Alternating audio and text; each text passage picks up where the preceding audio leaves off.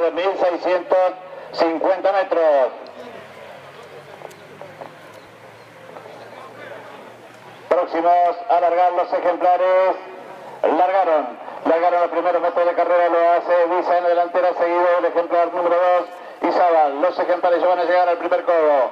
Siempre la delantera ya lo hace el número 2, Izabal, seguido el número 1. Visa y los ejemplares ya están en el primer codo. Siempre la delantera lo hace el ejemplar el número 2, seguido del número 1, que Franca Lucha lo hace en estos momentos con bandolero, y de esa manera van a ingresar a la recta principal para hacer la primera pasada frente al público. Siempre en la delantera lo hace el número 2, Izabal, seguido de Visa. Más atrás lo hace bandolero. Se van juntando los ejemplares en la primera pasada frente al público en la recta principal. Siempre en la delantera lo hace el ejemplar el número 2.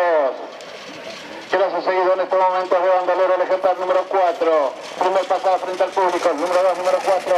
Número 1 luego lo hace el número 3, Florita. Más atrás lo hace el ejemplar el número 5, Ruidoso, y los ejemplares ya están en el codo de los boxes. Siempre dominando el ritmo de carrera lo hace el ejemplar número 2. Izabal, seguido en estos momentos del número 4, bandolero. Los ejemplares ya terminan de volcar el codo y van a tomar contacto con la recta puesta con el número 2 en la delantera, seguido el número 4 de atrás, atropella violentamente el número 5, Ruidoso.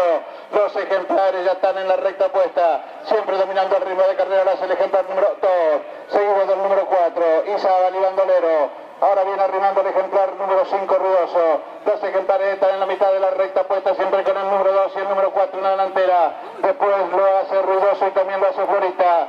Los ejemplares ya finalizan la recta puesta, ahora dominando el número 4.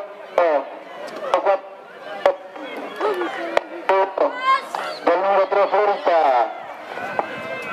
Los ejemplares saltan ya, sigue dominando la carrera el número 2, que se escapó de sus seguidores y entra al tiro derecho final. Ahí vienen los ejemplares para definir la carrera. Siempre adelante lo hace el número 2, muy